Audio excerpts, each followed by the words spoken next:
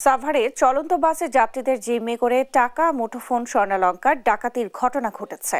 শুক্রবার সন্ধ্যায় ঢাকা আরিচা মহাসড়কের বিপিএটিসির সামনে এই ঘটনা ঘটে।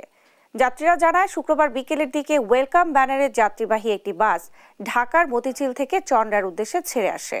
সন্ধ্যা 6:30টায় বাসটি সাভারে বিপিএটিসির সামনে পৌঁছালে 3 থেকে 4 জনের ছিনতাইকারী দল বাসে ওঠে। এ সময় তারা ধারালো দেশীয় অস্ত্র ঠেকিয়ে কয়েকজনকে জিম্মি করে। পরে বাসে থাকা 15 থেকে 20 জন যাত্রীর কাছ থেকে টাকা, মুঠোফোন ও স্বর্ণালংকার ছিনিয়ে নেয়। কয়েকজন বাধা দেওয়ার চেষ্টা করলে তাদের মারধর সহ ছুরিকাঘাত করে। পরে ছিনতাইকারী দলটি জাহাঙ্গীরনগর বিশ্ববিদ্যালয়ের মীর মোশাররফ হোসেন হল সংলগ্ন ফটকের সামনে ঢাকা আরিচা মহাসড়কে নেমে যায়। আহতদের উদ্ধার করে সাভারের এনাম মেডিকেল কলেজ হাসপাতালে ভর্তি করা হয়। সাভার মডেল থানা পুলিশ জানায়, এই ঘটনায় তদন্ত শুরু করেছে তারা।